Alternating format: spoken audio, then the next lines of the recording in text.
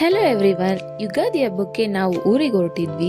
Railway station ಅಂತೂ full ತುಂಬಿ ತುಳುಕಾಡ್ತಿತ್ತು. ಎಲ್ಲರೂ ಹಬ್ಬಕ್ಕೆ ಹೊರಟಿದ್ರು. ಇನ್ನು ಟಿಕೆಟ್ ಕೌಂಟರ್ ಅಂತೂ ಫುಲ್ಲು ಕ್ಯೂ. ಹಬ್ಬದ ದಿನ ನಮ್ಮ ಅತ್ತೆನೇ ಎಲ್ಲ ಬೇಗ ಎದ್ದು ರೆಡಿ ಮಾಡ್ಕೊತಾ ಇದ್ರು ಒಬ್ಬಟ್ಟಿಗೆಲ್ಲ.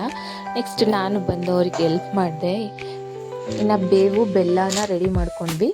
ಬೇವು ಬೆಲ್ಲ ಕಡಲೆನ ಹಾಕಿ ರೆಡಿ ಮಾಡ್ಕೊತಿದ್ವಿ ನಾವು.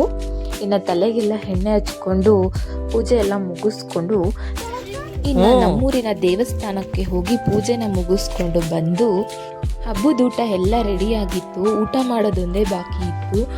ನಂತರ ಎಲ್ಲರೂ ಕುತ್ಕೊಂಡು ಊಟ ಮಾಡಿದ್ವಿ. ತುಂಬ ಚೆನ್ನಾಗಿತ್ತು. ನೆಕ್ಸ್ಟ್ ನಾವು ತೋಟಕ್ಕೆ ಹೋಗಿದ್ವಿ. ತೋಟದಲ್ಲಿ ನಾವು ಒಂದು ಕೊಟ್ಟಿಗೆನ ಕಟ್ಟಿಸ್ತಾ ಇದ್ದೀವಿ.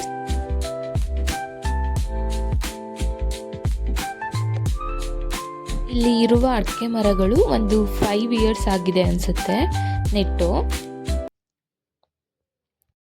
ಇನ್ನು ನಮ್ಮ ತೋಟದ ಪಕ್ಕನೇ ಕೋಳಿ ಫಾರ್ಮ್ ಇದೆ. ಅದು ನಮ್ಮ ಮಾವಾರ್ದೇನೆ.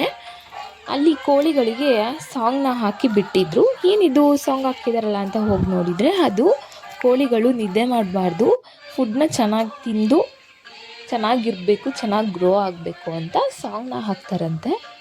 ಸಾಂಗ್ನ ಕೇಳ್ಕೊಂಡು ಎಂಜಾಯ್ ಮಾಡ್ತಾರೆ. ಬಾಯ್, ವಿಡಿಯೋ ಇಷ್ಟ ಆದರೆ ಲೈಕ್ ಮಾಡಿ, ಫಾಲೋ ಮಾಡಿ.